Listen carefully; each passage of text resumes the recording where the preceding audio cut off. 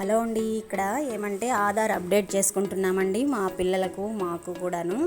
ప్రతి పిల్లలకు 5 ఏళ్ల తర్వాత 15 సంవత్సరాల తర్వాత కంపల్సరీగా update చేసుకోవాలంట Aadhaar card.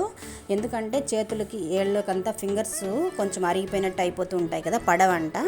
Ration card కానీ ప్రతి ఒక్కదానికి ఇప్పుడు ఆధారే కదా కావాల్సింది. అందుకోసం అయితే అప్డేట్ కోసం మేము వెళ్ళామండి. ఇక్కడ ఏటీఎం దగ్గర, యూనియన్ బ్యాంకు దగ్గర చేస్తున్నారు. ఇంకా ఈ విధంగా అయితే మనం చేసుకున్నాం అనుకోండి, కొంచెం బిజీ లైఫ్లో కొంచెం మంది మర్చిపోతూ ఉంటారు కొంతమంది. సరే, ఇదైతే నా వీడియో చూసిన వాళ్ళని అయితే అప్డేట్ చేసుకుంటూ ఉంటారు కదా అని చెప్పని ఈ వీడియో అయితే చేస్తున్నానండి. ఫస్ట్ అయితే మా బాబుకి చేపించాము, తర్వాత నేను మా వారు చేసుకున్నాము. ఇంక ఇద్దరు ఆడపిల్లలకి చేపించుకోవాలన్నమాట అప్డేటు.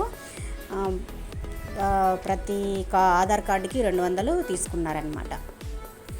అయితే కూడా పోనీ మనకి ఇవన్నీ ఆ టైంకి చేసుకోవాలి. మెసేజ్ వస్తూ ఉంటుందంట, ఆ మెసేజ్ చూసుకొని వెంటనే చేసుకోవాలి. లేదనుకోండి మళ్ళీ క్యాన్సిల్ చేసేస్తారంట. దేనికి పనికి రాకుండా మళ్ళీ హైదరాబాద్కి వెళ్ళాల్సి వస్తుందంట ఈ ఆధార్ కార్డుకి. అంత బాధ ఎందుకు మనకి, మనం ఇక్కడే చేసుకున్నాం అనుకోండి, చూస్తానే మెసేజ్ చూడంగానే ఈ విధంగా మనం అప్డేట్ చేసుకున్నాం అనుకోండి. ఇప్పుడు స్కూల్కి జాయిన్ చేసే వాళ్ళకు అందరికీ అడుగుతూనే ఉన్నారు కదా ఆధార్ కార్డు.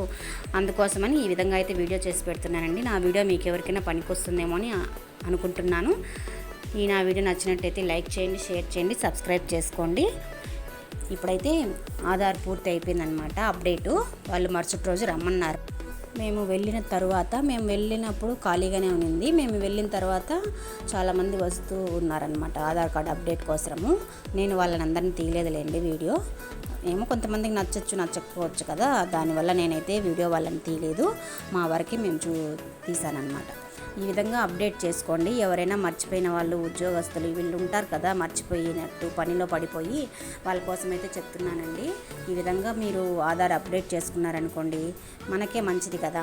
మా వాడు చాలా అతి చేస్తున్నాడు అక్కడ.